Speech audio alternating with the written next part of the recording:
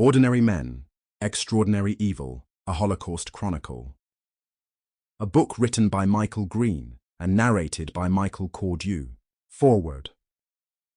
In presenting this work, Ordinary Men, Extraordinary Evil, a Holocaust Chronicle, I am acutely aware of the profound responsibility that comes with addressing one of history's darkest chapters.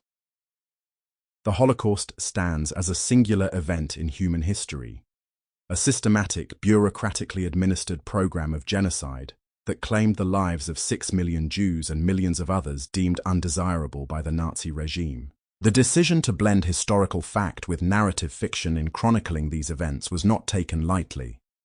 While characters such as Yuri Porolenko and Otto Müller are fictional creations, they serve as composite representations of real individuals who participated in these events. Their stories are crafted from extensive historical records, witness testimonies, and post-war trial documents. Through their eyes, we witness how ordinary men became participants in extraordinary evil. The many historical figures who appear in these pages, Reinhard Heydrich, Adolf Eichmann, Roland Freisler, and others, are portrayed based on rigorous historical documentation. Their words and actions, particularly during events such as the Wannsee Conference, are drawn from surviving records, including the conference protocol itself and post-war testimonies. When dialogue is attributed to these historical figures, it is either directly quoted from historical sources or carefully constructed to reflect documented attitudes and statements. The locations, dates, and events described herein are historically accurate. The Wannsee Conference did indeed take place on 20 January 1942 in an elegant villa on the shores of Lake Wannsee. The Trauniki training camp did transform Soviet POWs into auxiliary police who would staff the death camps. The Einsatzgruppen did carry out systematic mass shootings across the occupied Soviet territories, including the massacre at Babi Yar.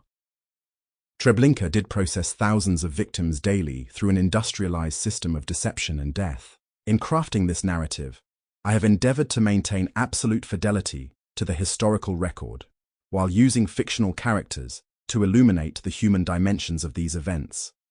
The goal is not to dramatize or sensationalize, but to understand. How did ordinary people become participants in genocide? How did bureaucrats and soldiers transform themselves into managers of mass murder? The composite characters serve as windows into this transformation.